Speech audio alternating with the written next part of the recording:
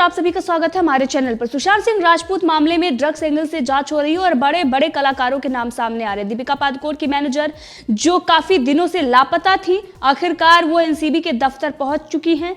कल भी उनसे पूछताछ हुई थी और आज दूसरे दिन की पूछताछ उनसे चल रही है। सवालों के बौछार एनसीबी उन पर कर रही है, क्योंकि जिस तरीके से उनके घर से ड्रग्स बरामद होती है, सीबीडी ऑयल की बोतलें बरामद होती हैं, उसके बाद वो कोर्ट में जाकर गुहार लगाती हैं कि गिरफ्तारी ना हो। जिसके बाद कुछ ऐसा सामने आता है जिससे ये दिखाई देता है कि बॉलीवुड उन लोगों से किनारा कस लेता है जो फंस चुके होते हैं। यानी कि करिश्मा प्रकाश पूरी तरीके से फंस चुकी हैं और इसीलिए कौन कंपनी से उन्होंने इस्तीफा दे दिया है, उनसे इस्तीफा मांगा गया, उन्होंने इस्तीफा दिया, जिसके बाद कंपनी ने स्वीकार कर लिया। कंपनी का यह कहना है कि अब दीपिका पादुकोण से जोड़कर या फिर कंपनी से जोड़कर करिश्मा प्रकाश का नाम ना लिया जाए और मीडिया जब इसको कवर करे तो वो ध्यान रखे कि दोबारा ना तो दीपिका पादुकोण का नाम आना चाहिए और ना ही कंपनी का, क्योंकि अब रिश्ते नाते उनके सारे टूट चुके हैं। लेकिन ये अच्छे से उनको पता होना चाहिए कि जिस मामले में वो गिरफ्तार हैं, जब उन्होंने ये सारा मामला किया है, वो एजेंसी से जुड़ी हुई थी, दीपिका पादुकोण की मैनेजर थी। उनकी चैट जो सामने आई थी, जिसके बाद एनसीबी को उन पर शक हुआ था, वो भी दीपिका पादुकोण की ही चैट थी, जिसके बाद वो फंसी थी। दीपिका पादुकोण की वजह से करिश्मा प्रकाश तक एनसीबी पहुंची है, क्योंकि दीपिका पादुकोण का फोन जब्त हुआ और उनसे जो पूछताछ चल रही है और जो ड्रग पेडलर हैं उन लोगों ने भी करिश्मा प्रकाश का नाम लिया है। तो करिश्मा प्रकाश से ये सवाल पूछा जा रहा है कि जो ड्रग पेडलर हैं, जिनसे उनकी नज़दीकियां थी, जिन्होंने करिश्मा प्रकाश का नाम लिया है, जो उनकी नज़दीकियां हैं उसके बारे में और साथ ही जो ड्रग्स उनके घर से बरामद हुए हैं। तो अब करिश्मा प्रकाश के जरिए दीपिका पादुकोण की मुश्किलें बढ़ने वाली हैं, इसीलिए पहले ही उनसे इस्तीफा मांग लिया गया। लेकिन कौन कंपनी जिसका नाम सामने आया था और कई और बड़े खुलासे हुए थे, सलमान खान की कंपनी है, ये भी सामने आया था। अब इस पूरे मामले में जांच चल रही है, लेकिन दूसरी तरफ जिस तरीके से एनसीबी लगातार छापेमारी कर रही है और बड़े बड़े लोगों की गिरफ्तारियां हो रही है, लेकिन अब बेसब्री से इंतजार उनका है जो बड़ा गिरोह है।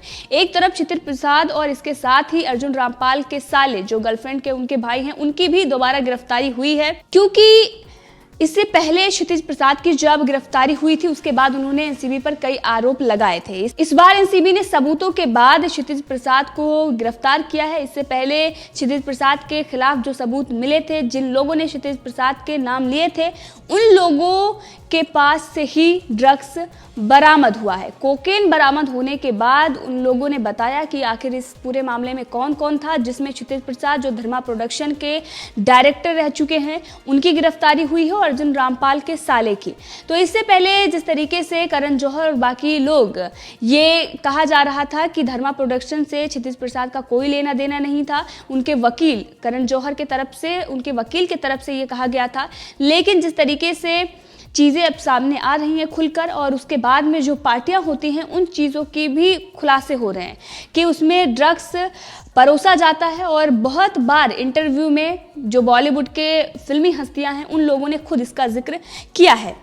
तो क्षितिज प्रसाद के साथ अर्जुन रामपाल के साले की भी गिरफ्तारी हुई है और एनसीबी के सूत्रों के मुताबिक दोनों को नाइजीरियन ड्रग्स सिंडिकेट से जुड़े एक केस में गिरफ्तार किया गया है। आरोपियों से पूछताछ में दोनों का नाम सामने आया है और जो आरोपी गिरफ्तार हुआ है उसके पास से कोकेन बरामद हुआ है। इससे पहले हमने देखा कि क्षितिज प्रसाद की गिरफ्तारी हुई थी और उस वक्त धर्मा प्रोडक्शन ने क्षितिज प्रसाद को लेकर कहा था कि उनका धर्मा प्रोडक्शन से कोई लेना देना नहीं है। अब वही करिश्मा प्रकाश के साथ भी हो रहा है।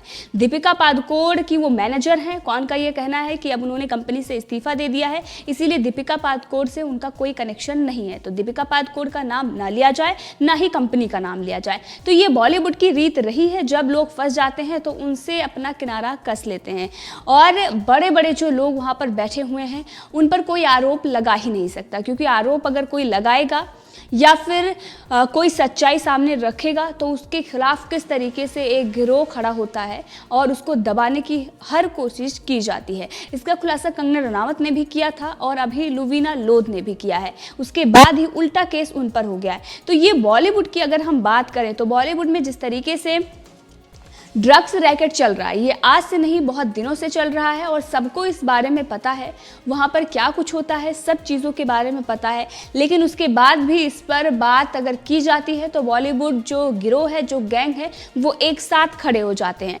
बॉलीवुड में यौन उत्पीड़न हो या फिर इसके साथ ही जो बच्चों जो चाइल्ड ट्रैफिकिंग है, इसके साथ ही बहुत सारी ऐसी चीज़ें हैं बॉलीवुड के अंदर जिस पर मीडिया जब कवर करता है तो उन पर ही आरोप लगा दिया जाता है कि बॉलीवुड को बदनाम किया जा रहा है। लेकिन अब जो सबूत मिल रहे हैं, जिस तरीके से अब पूछताछ हो रही है और अब करिश्मा प्रकाश जो दीपिका पादुकोण की मैनेजर हैं, अब वो सच्चाई बयां करेंगी कि आखिर क्या कुछ हुआ है और किस तरीके से ड्रग्स उनके घर पर पहुंचा, कौन कौन लोग इसमें शामिल हैं। दीपिका पादुकोण और उनकी जो चैट सामने आई थी उसको लेकर भी अब वो सच्चाई बताएंगी, क्योंकि कौन कंपनी ने पूरी तरीके से किनारा कस लिया है। उनका ये कहना है कि करिश्मा प्रकाश से हमारा कोई लेना देना नहीं है, अब व्यक्तिगत तौर पर उनकी पूछताछ हो रही है। तो अब करिश्मा प्रकाश को ना तो दीपिका पादुकोण को बचाना चाहिए, ना ही कौन कंपनी को बचाना चाहिए। जो सच्चाई है वो उनको बयां करनी चाहिए। और करिश्मा प्रकाश ने एनसीबी को भरोसा भी यही दिया है। उन्होंने कहा है कि मैं पूरी जांच में पूरा सहयोग करूंगी और अभी उनसे पूछताछ हो रही है। कल भी घंटों उनसे पूछताछ हुई थी। इससे पहले 28 अक्टूबर को भी एनसीबी ने करिश्मा प्रकाश को पूछताछ के लिए बुलाया था, मगर वो एजेंसी के सामने पेश नहीं हुई थी। कौन टैलेंट मैनेजमेंट एजेंसी ने यह स्पष्ट किया था कि उन्होंने इस्तीफा दे दिया है और उनका कोई लेना देना नहीं है। इससे पहले भी कई बार एनसीबी ने उनको समन भेजा, लेकिन उनका कोई पता नहीं था, जिसके बाद उन्होंने याचिका लगाई थी अग्रिम जमानत की और कोर्ट ने 7 नवंबर तक ये कहा है कि उनकी गिरफ्तारी नहीं हो सकती है। लेकिन पिछले महीने जिस तरीके से दीपिका पादुकोण, सारा अली खान, श्रद्धा कपूर, इन लोगों से पूछताछ हुई थी और जिसमें इन्होंने ये कहा था कि वो ड्रग्स का इस्तेमाल नहीं करती हैं और सुशांत सिंह राजपूत पर सारा और श्रद्धा ने आरोप लगाए थे। उनका ये कहना था कि सुशांत सिंह राजपूत ड्रग्स लेते थे, हम लोग ड्रग्स का सेवन नहीं करते थे। दीपिका पादुकोण ने भी यही कहा था। और अब जब सच्चाई सामने आई है, सीबीडी ऑयल की बोतलें और ड्रग्स करिश्मा प्रकाश के घर से बरामद हुई, जिन्होंने चैट में ये कहा था कि मेरे पास यहाँ पर नहीं है, घर पर ड्रग्स है। और दीपिका पादुकोण ने कहा था कि मुझे ड्रग्स चाहिए। माल की बात उन्होंने की थी, हैश की बात की थी, जिसके बाद वो बदल गई थी और उनका ये कहना था कि सिगरेट की बात वो कर रही थी। तो अब दीपिका पादुकोण कितनी भी कोशिश कर लें बचने की, अब वो नहीं बचने वाली हैं। और इसी के साथ कौन कंपनी, जिसमें सलमान खान का भी नाम सामने आया था और अर्नब गोस्वामी ने भी अपने शो में ये कहा था कि कौन कंपनी का जो ओनर है उसको उन्होंने इनडायरेक्टली बात की थी और उन्होंने बताया था कि ड्रग्स का बिग बॉस कौन है और सलमान खान की वो कंपनी है और वहाँ पर किस तरीके से ड्रग्स सप्लाई की जा रही थी। इस सब का खुलासा एनसीबी ने ही किया है। अधिकारियों ने ये बताया है कि किस तरीके से बड़ा रैकेट चल रहा था। और इसी के साथ आपको बता दें कि एक और बड़ा रैकेट का भंडाफोड़ एनसीबी ने किया है। मुंबई में जिस तरीके से छापेमारी की जा रही है एनसीबी की तरफ से और जो बड़े बड़े रैकेट सामने आ रहे हैं, इससे यही दिखता है कि काफ़ी सालों से बॉलीवुड के अंदर एक गंदा खेल चल रहा था बॉलीवुड में और इसके साथ ही पूरे मुंबई में किस तरीके से युवाओं को बर्बाद किया जा रहा था और पूरे देश में एक साजिश के तहत युवाओं को बर्बाद करने के लिए, देश को बर्बाद करने के लिए एक षड्यंत्र रचा जा रहा है। और अगर हम इसको जोड़ें तो ये पूरी तरीके से वो शक्तियां हैं जो देश के बाहर बैठी हुई हैं, देश को बर्बाद करने के लिए षड्यंत्र रच रही हैं। देश के अंदर जो देश विद्रोही लोग हैं, जो देशद्रोही लोग हैं, वो लोग उनका साथ दे रहे हैं। अब इन सब का खुलासा अर्नब गोस्वामी ने किया था, इसीलिए अर्नब गोस्वामी को इसका खामियाजा भुगतना पड़ रहा है और जनता का आक्रोश इसलिए भी है क्योंकि बॉलीवुड की सच्चाई अर्नब गोस्वामी ने दिखाई थी। पाकिस्तान से किस तरीके से इनके कनेक्शन हैं और कांग्रेस का भी कनेक्शन सामने आया था। ड्रग्स मंडली का जब से भांडाफोड़ हुआ है, पूरा बॉलीवुड अर्नब गोस्वामी और जिन पत्रकारों ने इसको कवर किया है उनके खिलाफ खड़े हुए हैं क्योंकि वो नहीं चाहते कि उनकी रोजी रोटी जो चल रही है, जिस तरीके से वो जनता को मूर्ख बना रहे हैं, उससे जनता को अवगत कराया जाए और ये बताया जाए कि बॉलीवुड में क्या चल रहा है।